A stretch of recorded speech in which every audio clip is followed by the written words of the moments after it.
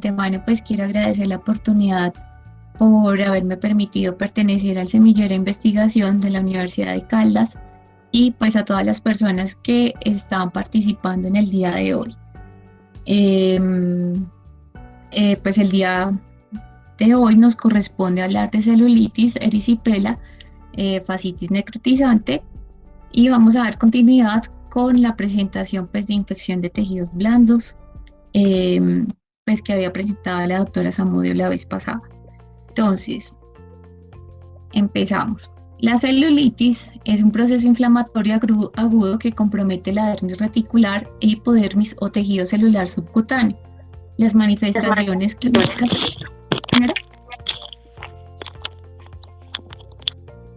¿Señora? Bueno, no sé. Voy a continuar. Las manifestaciones clínicas son eritema, ¿cierto? Calor, tumefacción y dolor de la extremidad. Entonces, en esta imagen vemos como la localización anatómica de tanto de la erisipela, ¿cierto? Y como de la celulitis. Entonces, en la erisipela vamos a encontrar que el cuadro infeccioso es limitado tanto a la dermis y no hay compromiso del tejido celular subcutáneo. La lesión tiene bordes limitados, ¿sí? Y pues digamos como que afecta siempre pues como a la piel que está pues circundante. Y la celulitis es una infección, ¿cierto?, que se caracteriza por presentar una placa eritematosa con bordes mal definidos que compromete tanto la dermis como el tejido celular subcutáneo y este crecimiento es rápido y progresivo.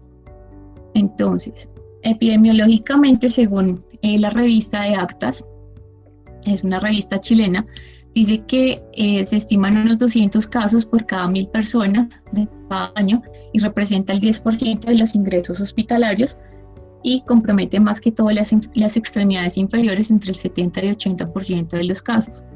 En algunos artículos se encontró que pues, tiene mayor frecuencia en hombres y en mujeres y que la celulitis generalmente se presentan en individuos de edad media, adultos mayores, mientras que la erisipela está en extremidades de la vida tanto en niños como en adultos mayores. Acá tenemos entonces una tabla del artículo del 2016 de la revista JAMA, donde se especifican los factores de riesgo tanto de la celulitis como de la erisipela. Entonces, hay factores de riesgo tanto sistémicos como locales y de los más frecuentes son la obesidad, la edad, que haya úlceras, trauma previo, disfunción de la barrera cutánea, antecedentes de insuficiencia venosa periférica, serodermia, cierto tipo de eczemas, ¿cierto? Antecedentes de cirugías previas, ¿sí? Y acá de los más recurrentes, pues mencionan mucho lo del tema de la obesidad y de cierta malignidad. Acá mencionan que mayormente está asociado pues como al tema de alcoholismo, pero en un artículo se encontró pues como que hay una disrupción que el alcohol también hace parte, pero pues solamente lo encontré en un solo artículo. Y acá localmente pues está asociado a edema, linfedema y el 77% de los pacientes que digamos tienen pues, como mayor frecuencia es que la tiña pedis o las patologías de micosis como tal son como el factor de entrada como para que este tipo de bacterias colonicen más y generen mayor infección de la epidermis como tal. Acá esta es una tabla donde están los factores de riesgo pues, asociados al tema de la infección de tejidos blandos y el probablemente agente causal. Entonces, pues, dependiendo de los eventos como mordedura de gato, puede estar asociado a este agente, la mordedura de perro, mordedura humana, picadura de garrapata, la diabetes mellitus está asociada a inmunosupresión, celulitis periorbitaria en niños, laceraciones, dermatitis por estasis crónica, linfedema, rasguño de gato, exposición a peceras y huésped comprometido. Entonces, dependiendo como del mecanismo que haya sido, pues uno tiene una historia clínica o en la anamnesis de sospechar qué tipo de agente causal es el que está ocasionando la infección, y asimismo pues se puede orientar el tratamiento como tal. Acá el mecanismo fisiopatológico, entonces pues, traigo unas imágenes donde vamos a ver cuáles son los mecanismos de inflamación aguda. Entonces, pues en este caso vamos a encontrar vasodilatación y aumento de la permeabilidad capilar ocasionado por un agente externo que nos generó una alteración de la barrera cutánea, y eso nos va a generar tanto un reclutamiento de células de neutrófilos, ¿cierto? Va a activar los fibroblastos y en algunos casos los macrófagos, generando liberación de citocinas y quimiosinas proinflamatorias, que hace pues que se presente el evento inflamatorio agudo. Acá pues está lo que les decía de la permeabilidad capilar. Y en la histopatología entonces encontramos en la celulitis que se ve pues edema de la epidermis como tal, de la dermis en este caso, y el infiltrado neutrofílico pues que se ve acá en la imagen. La descripción semiológica, entonces, la erisipela está caracterizada por una dermatosis localizada generalmente en miembros inferiores unilateral. En algunos casos puede comprometer rostro o en algunas otras partes del cuerpo, y generalmente está definida por una placa eritematosa con bordes muy bien definidos, asociado a calor, edema, dolor, y también puede estar comprometida por algunos síntomas sistémicos. Eso lo vamos a ver más adelante. Y la celulitis es una dermatosis localizada en miembros inferiores, también pues unilateral, pero puede estar asociado a una mácula o una placa, dependiendo de la clínica, de bordes mal definidos que puede estar asociado a calor, edema y rubor. Entonces acá tenemos unos ejemplos. En algunos artículos se encontró, pues generalmente las celulitis no son purulentas, ¿cierto? No son infecciones de tejidos blandos purulentas, pero puede generar, dependiendo del mecanismo de trauma, pues cierta purulencia, pues. Y acá pues vemos el centro circundante, que la causa más común de este trauma es ocasionado por el estafilococo aureus. Y acá tenemos en esta foto también la extremidad superior, donde vemos pues ahí la mácula pues representada. Los diagnósticos diferenciales de la celulitis encontramos varios. Por ejemplo, la dermatitis por estasis venosa, la fascitis necrotizante, que son ya en casos muy complejos, la lipodermatoesclerosis, este es otro ejemplo de lipodermatoesclerosis, y tromboflebitis superficial, que hace parte pues como de los diagnósticos. En este caso también encontramos el eritema migratorio, que se caracteriza también por presentar una placa eritematosa, en este caso pues está en cuello, y que puede confundirse clínicamente también con un cuadro de celulitis. Estas son unas complicaciones de la celulitis, pues acá encontramos unas ampollas y se denomina celulitis ampollosa. Esta es otra imagen de los diagnósticos diferenciales. Acá encontramos pues una imagen donde vemos una trombosis venosa profunda. Acá encontramos una calcifilaxis, una estasis venosa. Acá encontramos un caso de celulitis previo, eritema migratorio y un hematoma. Entonces, en este caso, la dermatitis por estasis generalmente se presenta en mayores de 40 años, pues compromete más que todo en los miembros inferiores, pero de manera bilateral, no está asociado a fiebre y a malestar general, y pues está asociado a insuficiencia venosa como tal. Dentro de otros diagnósticos diferenciales, según la Asociación Dermatológica Colombiana, encontramos también la gota, el síndrome de Sweet, que no es tan frecuente, y pues la dermatitis alérgica de contacto, que es muy frecuente en la consulta. El diagnóstico, entonces, según esta revista, el diagnóstico se tiene en cuenta por dos clasificaciones. Está la clasificación de Dunde y la clasificación de Heron. Entonces, en esta clasificación, pues generalmente habla de los criterios de SIRS que nosotros tenemos como normalmente en cuenta y que depende, el diagnóstico se hace con uno o dos de los criterios que mencionan acá. Entonces está leucocitosis, puede ser mayor a 12.000 o menor a 4.000, temperatura mayor de 38, frecuencia cardíaca mayor de 90 y frecuencia respiratoria mayor de 20. En la clasificación de Heron, entonces acá lo menciona como 4 tipos, ¿cierto? Depende como tal del compromiso de la estabilidad hemodinámica, de los factores asociados del paciente y de lo que se encuentre pues localmente en la lesión. Entonces, en la clasificación número 1, pues el paciente está afebril y pues puede estar sano. La clasificación 2, el paciente puede estar febril con compromiso del estado general, pero sin comorbilidades inestables o sin compromiso como tal del estado general, pero que cuenta con una comorbilidad asociada. En este caso, pues puede ser obesidad o trombosis venosa profunda. La clasificación 3, la apariencia del paciente pues es tóxica y presenta al menos una comorbilidad inestable en riesgo y puede presentar riesgo de amputación del miembro. Y en la 4 es cuando ya el paciente presenta pues criterios de SIRS y puede que tener una infección que amenace la vida, por ejemplo, como la fascitis necrotizante.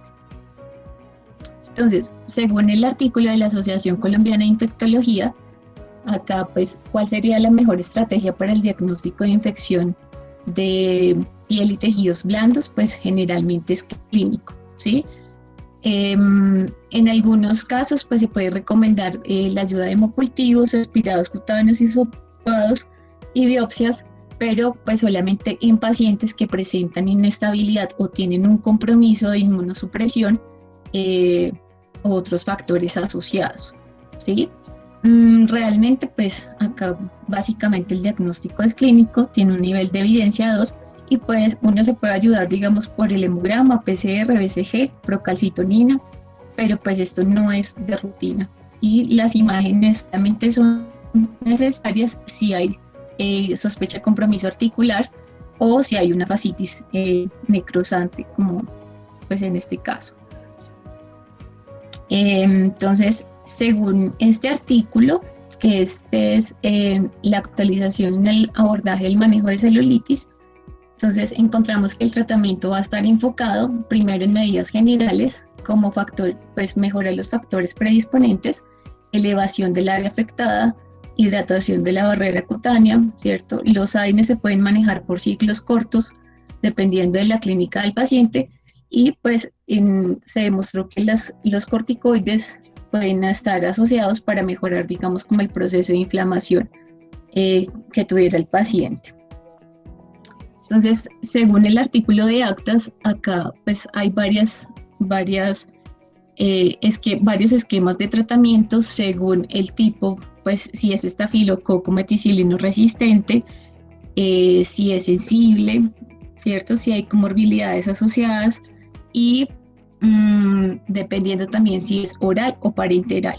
Entonces, pues, como mencionó la doctora Zamudio la vez pasada, cada institución en este momento o cada país está manejando como su protocolo de tratamiento. Entonces, pues, esto lo puse acá, pero pues nosotros pues, nos vamos a basar básicamente en el artículo pues, de Colombia. Anteriormente se tenían en cuenta, esto es un algoritmo para definir las infecciones a nivel operatorio y pues básicamente lo que dice acá es que dependiendo del compromiso como tal, pues el mejor manejo para esto, si hay digamos como que pues hay un acúmulo, hay un absceso o hay una secreción purulenta, pues lo mejor es abrir, hacer debridación y dependiendo del GRAM utilizar pues tratamientos sistémicos como vancomicina, daptomicina o linezolida. Y esto era lo que mencionaban respecto al tratamiento de la ITSA del 2014 respecto a las infecciones no purulentas. según la clasificación severa, moderada o media, ¿sí? Donde pues estaba asociado al tratamiento con penicilina, ceftriaxona, cefazolina, clindamicina, y oral, pues dependiendo si era penicilina, dicloxacilina y clindamicina. Pero en el artículo de la Asociación Colombiana de Infectología, entonces pues nosotros manejamos acá como primera línea cefalexina, clindamicina, amoxicilina, clavulanato y trimethoprim sulfamethoxazol. Si el tratamiento es intravenoso, pues vamos a tener en cuenta oxacilina, cefazolina, ampicilina, sulbactam o clindamicina, o pues una alternativa amoxicilina, clavulanato. Si el trauma es penetrante o tiene una colonización por SARM, inmunosupresión o celulitis abscedada, pues en este caso se manejan pues los beta-lactámicos. Es importante tener el manejo acá de la elevación de la extremidad, pues digamos como que ayudar a mejorar el tema de las de los síntomas o de las alteraciones dermatológicas subyacentes, ¿sí? Mirar los espacios interdigitales y darle tratamiento a las fisuras, ya sea pues en este caso darle tratamiento a las infecciones por tiñas, y generalmente recomiendan 5 días de tratamiento. Para mayor riesgo de cuando hay mayor riesgo de recaída en los pacientes de presentar celulitis, en este caso pues son los pacientes que son mayores de 5 años, pueden ir aumentando con la edad, pacientes que presentan úlceras crónicas en miembros inferiores o que puede estar asociado a hemolinfedema crónico y celulitis previa también en la área, digamos, del sitio previo, o celulitis que presente pues digamos como en una herida como tal, y fiebre pues que sea mayor de 38 años. Entonces, el aumento de la estancia hospitalaria pues tiene una recurrencia del 75%. Y las recomendaciones para celulitis recurrente, entonces primero identificar y tratar las condiciones predisponentes, tratar la obesidad, el edema y las alteraciones en los pies, como ya les había mencionado previamente, el manejo de la insuficiencia venosa, tener en cuenta signos de malignidad, dar antibiótico profiláctico. En este caso, pues en Fitzpatrick se recomienda el uso de penicilina o eritromicina de 4 a 5 semanas, pero dependiendo del caso, o penicilina benzatínica. Esto lo puse ahí porque pues es como una recomendación, pero pues nos quedamos con la guía del tratamiento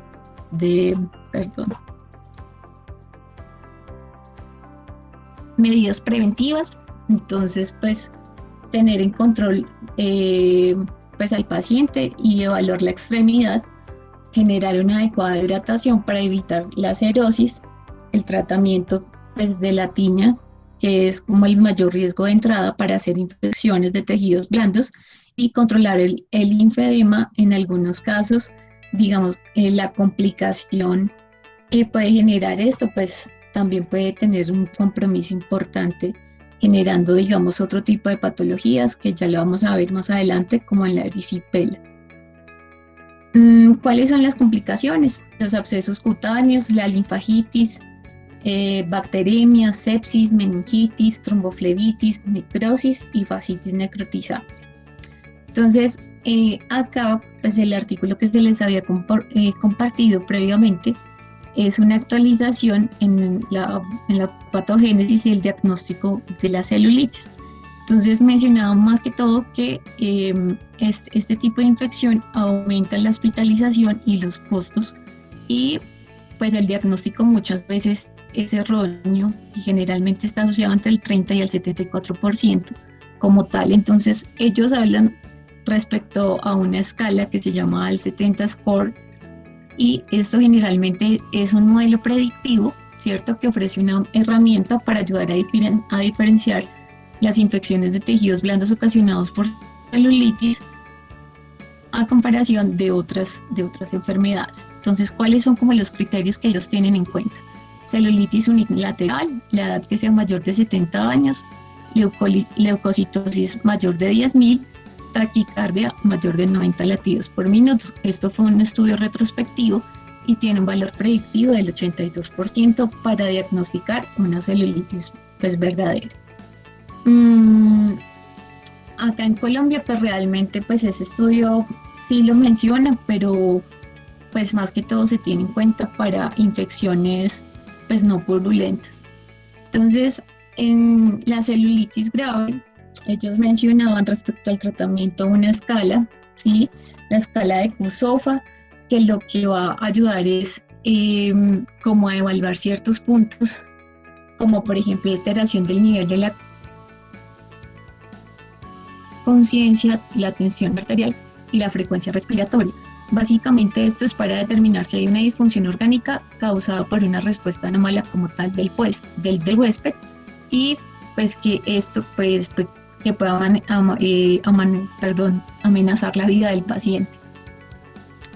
Acá, entonces pues esto básicamente es lo que tenía para contarles de celulitis.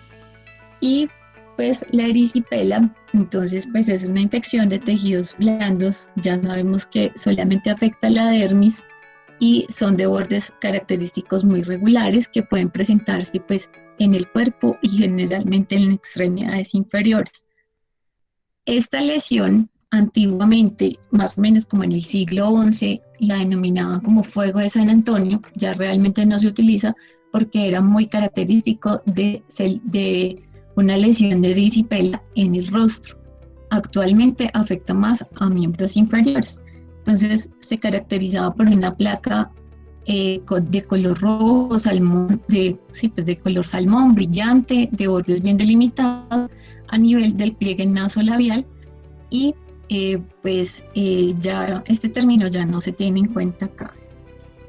En la histología, entonces vamos a ver varios puntos y es que vamos a encontrar dilatación capilar y linfática. Acá se ve la inflamación, pues digamos como de los capilares, ¿cierto? Edema como tal del tejido y aparición de polimorfos nucleares y de neutrófilos, que es como lo que se va a encontrar en la erisipela. ¿Cuáles son las complicaciones de la erisipela? Como hay compromiso de tejido linfático, pues no se ve tan raro, pero puede ocasionar una patología que se llama elefantiasis nostra. Entonces, pues eso es como para tenerlo en cuenta. Acá dejé pues como un club de fotos y unos casos clínicos para que tengamos en cuenta pues como los diferentes diagnósticos y las diferentes presentaciones clínicas para tener en cuenta. Entonces, en este caso, vemos acá una erisipela de los glúteos, ¿sí? Ocasionado por estreptococo del grupo B. Esta es una paciente de 40 años con antecedente de enfermedad de Crohn, con ileostomía y una operación previa por hidradenitis y carcinoma vulvar invasivo, tratada con radioterapia. Y la vía de entrada, pues fue la hendidura interglútea y se manifestó pues como con fiebre y con hipersensibilidad local durante un día. Entonces acá se ve la manifestación cutánea.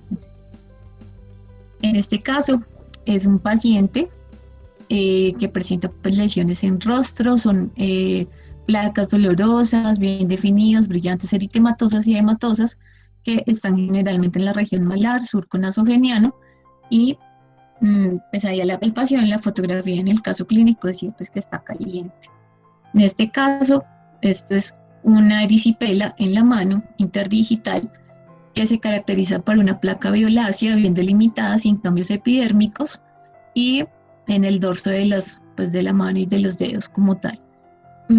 Esto pues lo describe acá que fue después de limpiar pescado y la zona pues estaba también dolorosa y caliente al tacto. Y esta es una celulitis de puerta de entrada de Staphylococcus aureus meticilino sensible en un paciente de 51 años con una tiña que, como les mencioné, es muy frecuente. Y pues bueno, en el KBH acá menciona que reportó hifas dermatofíticas positivas. En este caso vemos en la pierna, entonces una placa eritematosa grande con ampollas, ¿cierto? En un paciente pues obeso de 70 años con antecedente de estasis venosa y pues acá como lo describen sí tenía un eritema bastante grande y estaba acompañado de síntomas sistémicos como fiebre. Y acá, esto es una foto de un paciente con una celulitis recidivante del brazo con linfedema crónico, ¿sí? con antecedente de mastectomía y excisión de ganglios linfáticos, y que presentó después de eso el linfedema del brazo derecho. Y como tal, pues acá también se ve la dermatitis que presentó secundaria al tratamiento pues con meticilino sensible, perdón, con estafilococo meticilino sensible. Y acá encontramos las diferencias tan clínicas tanto de la erisipela como de la celulitis. Entonces, como para concluir, el inicio agudo de la erisipela es menor de 24 horas, presenta una inflamación superficial, está asociado a síntomas sistémicos, en este caso como fiebre, y generalmente es unilateral. Factores de riesgo: la mayoría de pacientes pueden presentar linfedema y pueden presentar una titulación eh, de, de astos positivos. Y en la celulitis, el inicio es insidioso, progresivo, tiene inflamación pues, más profunda asociada a síntomas generales.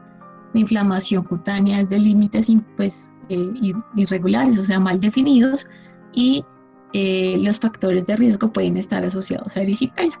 Y listo.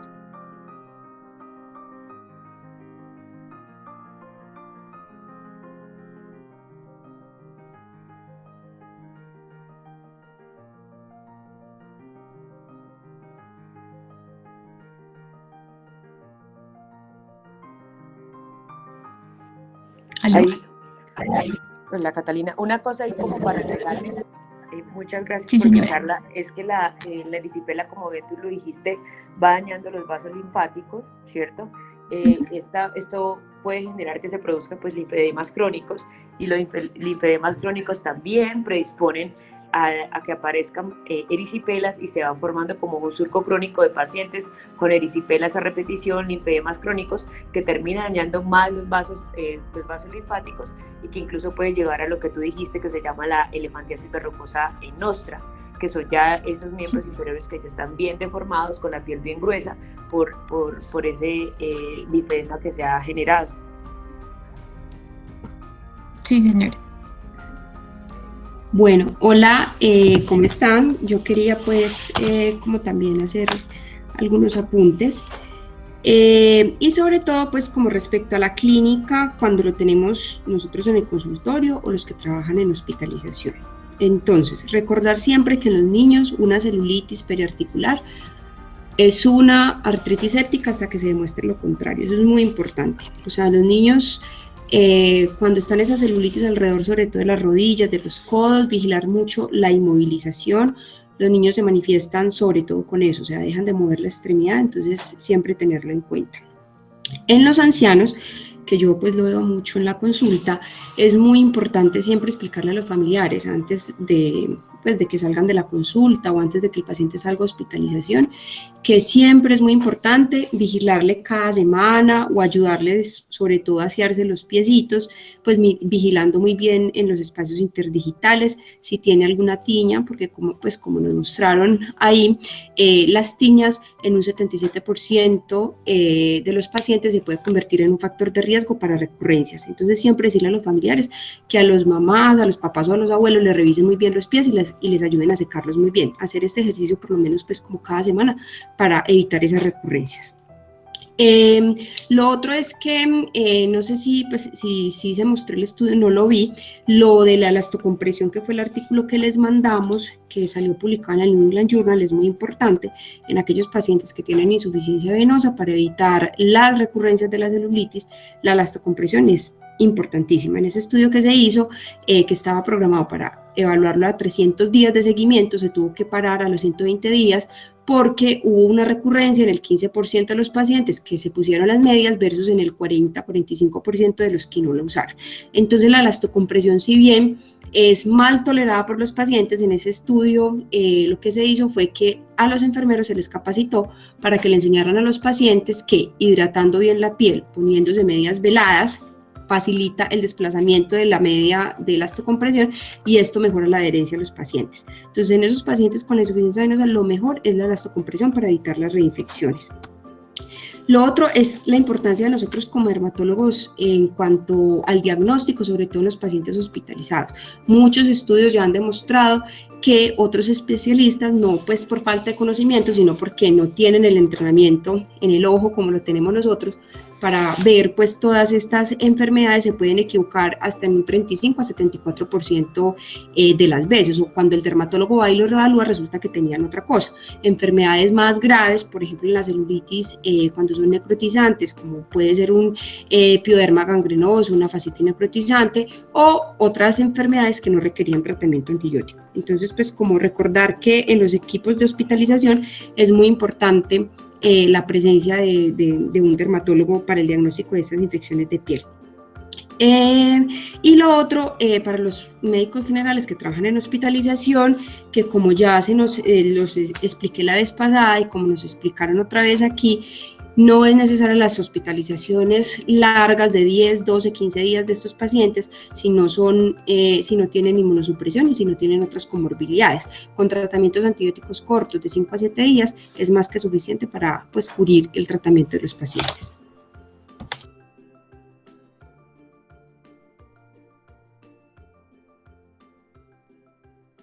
Muy bueno, hola, buenas noches.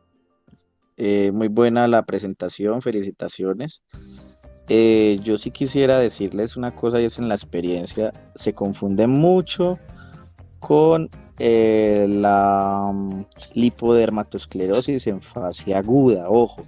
Esos pacientes hay que miren los otros signos, ¿cierto? Mírenle los pies al paciente, ábrale los espacios interdigitales, que muchos de ellos arrancan con un infectólogo y ya se nos enreda más la pita con esto, los ponen ahí, les empiezan a sacar, seguro empiezan a cultivar cosas y van a salir muchas cosas de ahí, ¿sí? Esos pacientes son la recurrencia hay que evitarla, pero también mirar los diferenciales, que en su mayoría sí hay una equivocación muy frecuente en la parte y una sobremedicación y abuso de antibióticos en todo muchos pacientes con lipodermatosclerosis en fase aguda y subaguda, ¿sí? Otra cosa que yo les decía de la erisipela en cuanto a la semiología, importante la sensibilidad de estos pacientes, ¿cierto? La sensibilidad, la hipersensibilidad, las semiologías antiguas las determinaban como si fuesen con el roce de la sábana, ¿sí? Una hipersensibilidad. Y ahora, los pacientes con una fascitis necrotizante, importantísimo, o un Fournier, la disociación clínico y de lo que uno ve, ¿sí? A veces se ve un eritema muy sutil, difuso, y estos pacientes tienen un dolor intenso, entonces créanle al paciente también, ¿cierto? Porque ese paciente, si no le hacen una fasciotomía y no lo abren y no lo empiezan a lavar, y antibiótico de amplio espectro en este caso, y de hecho dual, hasta 3 antibióticos se puede poner para cubrir gram negativos. Estos pacientes se les mueren en la cara, pues se les mueren ahí acostados, en 6 horas están muertos, ¿listo? Entonces cuando yo era médico general tuvimos unos casos muy bonitos que sacamos de la clínica San Marcel, los podemos rescatar en el semillero y con gusto podemos hacer una serie de casos, los pongo ahí pues a colación, a hablar hay muchos registros fotográficos de estos pacientes. Buenas noches a todos, ¿cómo están? Muchas gracias por la participación. Mi nombre es Ana María Cano, yo soy médica general de la Universidad Pontificia Bolivariana, y para continuar con el módulo de infecciones bacterianas de piel y tejidos blandos, voy a hablarles de infecciones necrotizantes. Entonces, tenemos que dentro de las infecciones necrotizantes hay varias entidades de las cuales podemos hablar. Acá tenemos una lista de todas ellas. Digamos que como para simplificar y que sea más fácil, podemos resumirlas en celulitis necrotizante, fascitis necrotizante y miositis. Esperen un momento, yo quito estas notificaciones.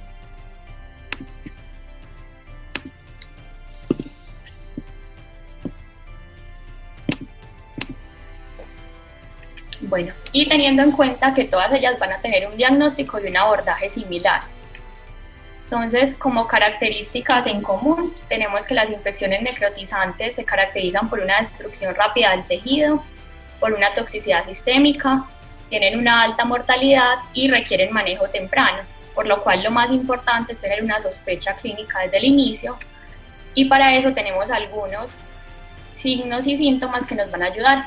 Entonces tenemos la crepitación en los tejidos, el dolor importante, que era lo que hablaba ahorita el doctor, que es un dolor que va mucho más allá de lo que vemos, edema, tensión, un deterioro rápidamente progresivo, CIRS, hipoestesia o anestesia, que muchas veces precede la aparición de ampollas o de bullas hemorrágicas, y la quimosis o la necrosis.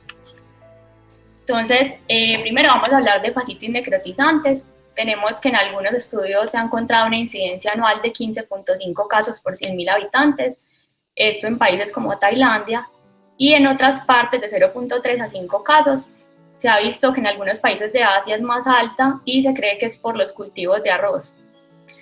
Digamos que en cuanto a los lugares de afectación, tenemos que del 50 al 60% se produce en extremidades inferiores, de un 15 a un 20 en extremidades superiores, y otros sitios como tronco, perineo y cabeza son menos frecuentes. Se presenta más en hombres que en mujeres, y tenemos que ya macroscópicamente en el tejido podemos ver un tejido desvitalizado, con falta de resistencia, sangrado fácil, un exudado blanco grisáceo y ausencia de pus. Ya estos pues serían hallazgos intraoperatorios. Tenemos que la fascitis necrotizante se puede clasificar según el tipo de microorganismo involucrado.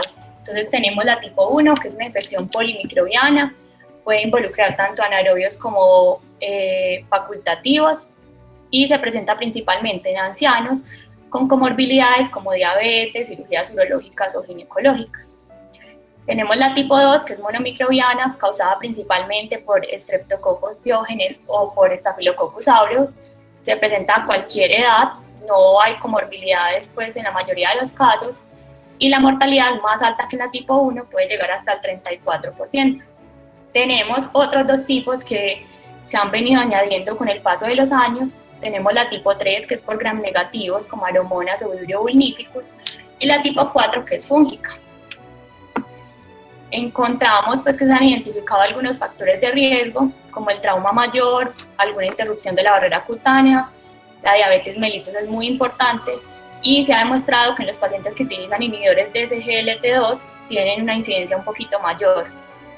Embarazo, parto y procedimientos ginecológicos, cirugías recientes, urológicas o ginecológicas, como ya habíamos dicho, inmunosupresión, obesidad y alcoholismo. Y hay algunos factores de riesgo que nos van a indicar o nos van como a aumentar la probabilidad de cierta etiología, que más adelante los vamos a mirar.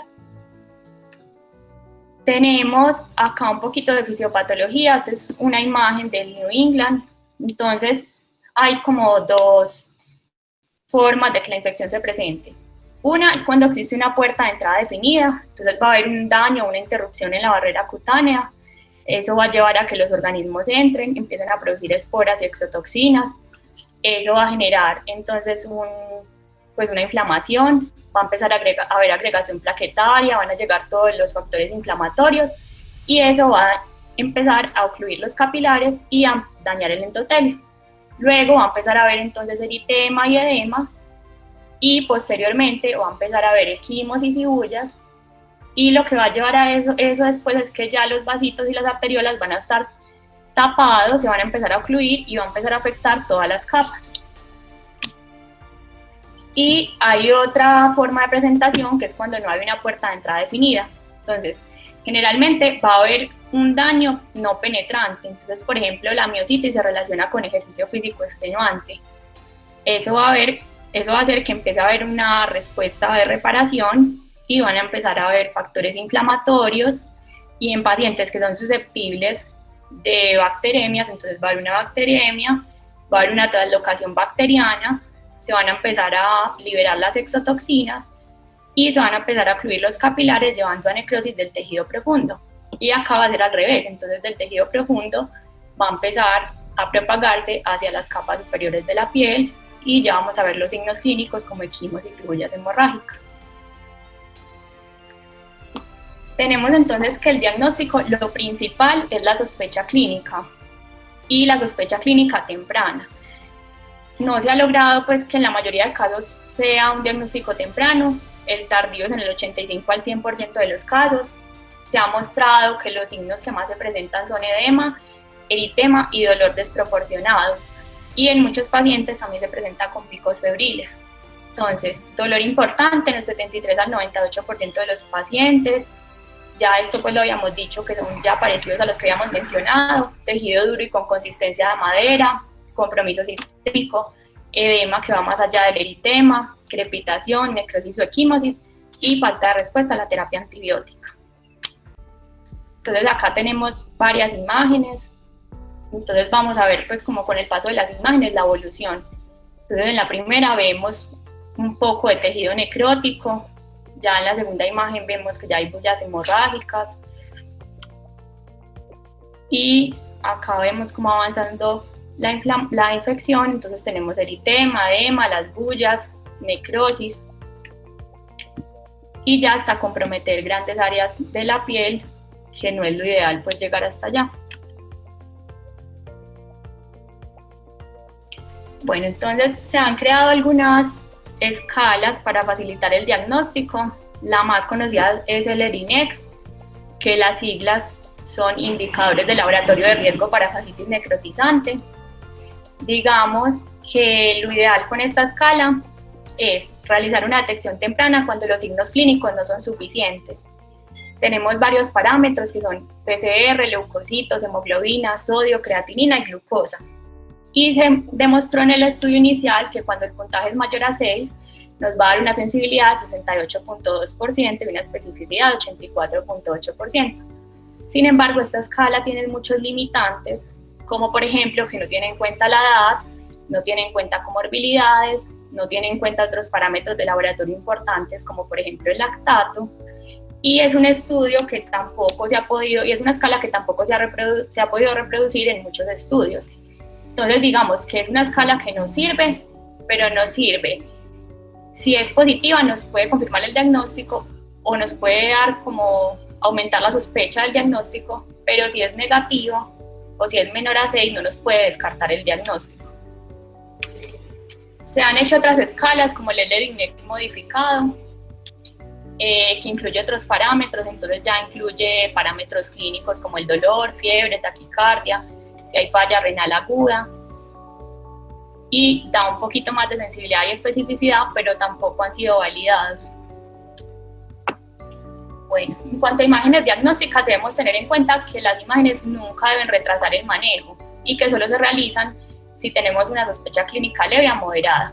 Entonces tenemos que el examen ideal es la resonancia magnética, en la cual los signos importantes son gas en los tejidos, como podemos ver acá en la imagen. Ausencia de realce de la fascia también es uno de los signos importantes.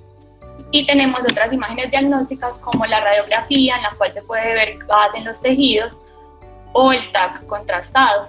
Últimamente se ha usado también la ecografía, en la cual se pueden ver colecciones o engrosamiento de la fascia. Sin embargo, pues la ecografía depende mucho del operador. Bueno, tenemos también entonces que siempre se debe hacer biopsia de piel y de fascia, siempre se debe hacer gramicultivo y siempre se deben hacer hemocultivos previo a iniciar manejo antibiótico. Y una vez tengamos los resultados, se debe guiar el manejo antibiótico. Entonces acá tenemos más o menos como un resumen, este es de la revista mexicana de dermatología. Entonces tenemos una infección de tejidos blandos en pacientes con factores de riesgo que presenten un dolor desproporcionado, ictenas hemorrágicas y necrosis cutánea. Entonces tenemos que le hicimos un ultrasonido o un TAC o una resonancia que nos mostró gas, colecciones o engrosamiento de la fascia, y un ERINEC mayor o igual a 8 puntos nos aumenta la probabilidad de una fascitis necrosante. Bueno, en tratamiento entonces tenemos que hay varios pilares. El más importante es el diagnóstico temprano, una reanimación hemodinámica, un antibiótico de amplio espectro y el desbridamiento. El desbridamiento y el manejo quirúrgico es fundamental y nunca debe retrasar las 24 horas. Luego de 24 horas empieza a aumentar la mortalidad de manera importante. Entonces no se debe hacer cierre primario, y en caso de que hayan signos duros como bullas, necrosis, gas en los tejidos o anestesia cutánea, se debe hacer manejo quirúrgico sin esperar imágenes y sin esperar ningún otro método diagnóstico. Aquí tenemos que 24 horas de retraso aumenta hasta 9 veces el riesgo de muerte. Entonces acá tenemos unas imágenes donde se muestran los hallazgos intraoperatorios, y acá tenemos pues ya como todo el desbridamiento, donde podemos ver ya el tejido limpio de necrosis.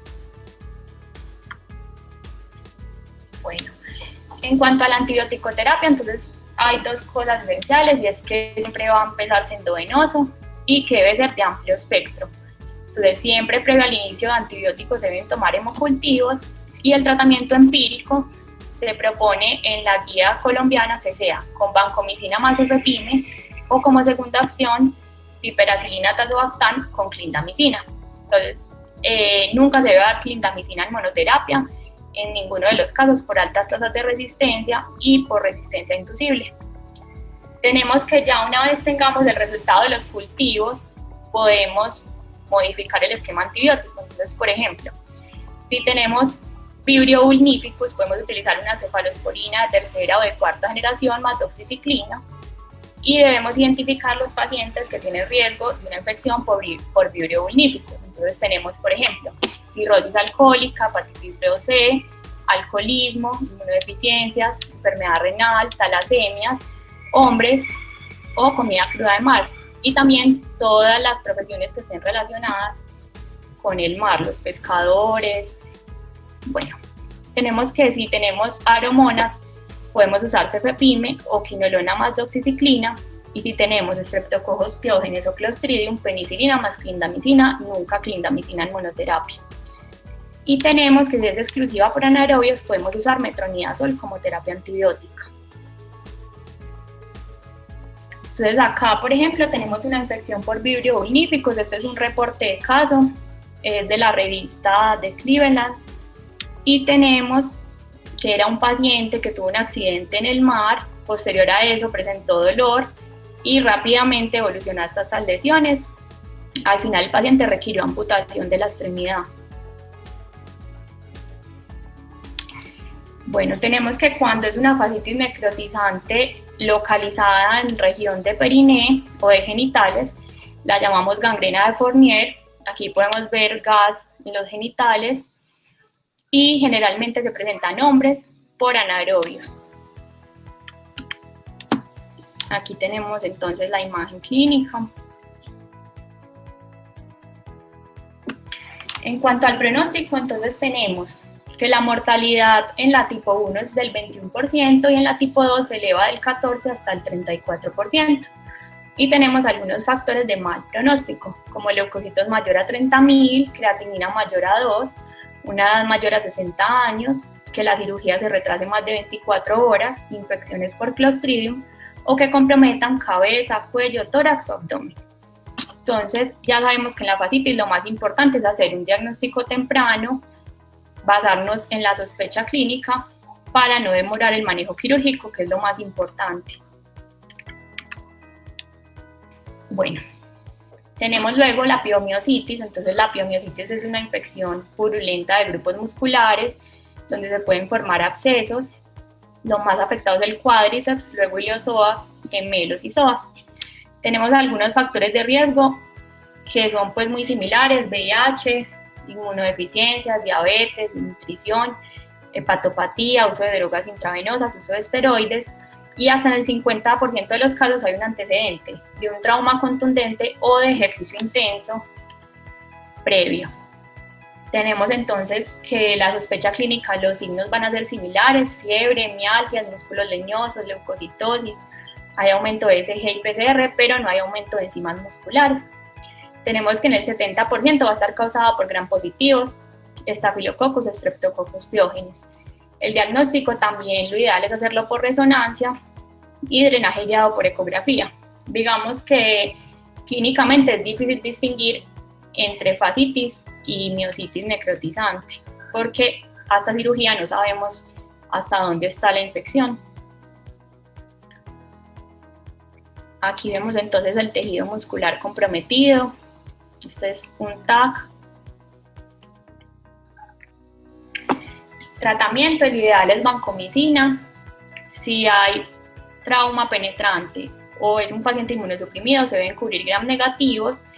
El tratamiento es más largo, es de 2 a 6 semanas y se puede dar tratamiento endovenoso y luego cambiarlo a manejo oral.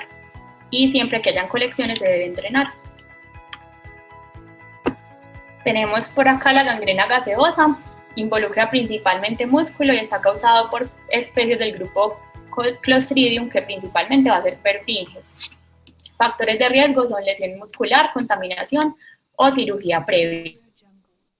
Entonces acá tenemos la fascitis necrotizante, nos va a comprometer la fascia, puede ser polimicrobiana o puede ser monomicrobiana.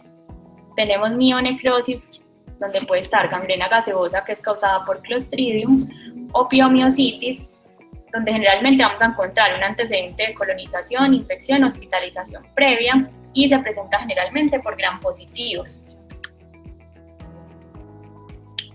Entonces, como resumen de las infecciones necrotizantes, tenemos un paciente que tiene una infección de tejidos blandos, entonces va a tener eritema, edema y calor local, y empieza con signos de inestabilidad sistémica. Entonces debemos ver si hay signos claros de sospecha de una infección necrotizante, como crepitación, como cambios en la coloración o necrosis, como que aumente rápidamente las manifestaciones clínicas o que haya un deterioro progresivo, dolor desproporcionado. Si esto pasa, debemos tomar hemocultivos, iniciar terapia antimicrobiana y hacer manejo quirúrgico urgente. Nunca los métodos diagnósticos deben retrasar el manejo quirúrgico y hacer un desviamiento quirúrgico agresivo. Si no encuentro signos claros de que tiene una infección necrotizante, entonces siempre debo estar pendiente de que el paciente no vaya a desarrollar alguno de estos signos o los signos que ahorita le llamaban, que algunos lo llaman signos duros, y estar evaluando al paciente. Entonces, si mejora con el tratamiento antibiótico, puedo continuar con el tratamiento y mantenerlo en observación. Pero si veo que el paciente está deteriorando, no está mejorando en 24 horas, debo consultar, pues acá dice, con el cirujano. Y si la sospecha para infecciones necrotizantes es alta, siempre sin retrasar, debo llevarlo a tratamiento quirúrgico. Y si es moderada o baja, puedo hacer un TAC o una resonancia y dependiendo de los hallazgos, si son sugestivos, llevarlo de nuevo a tratamiento quirúrgico.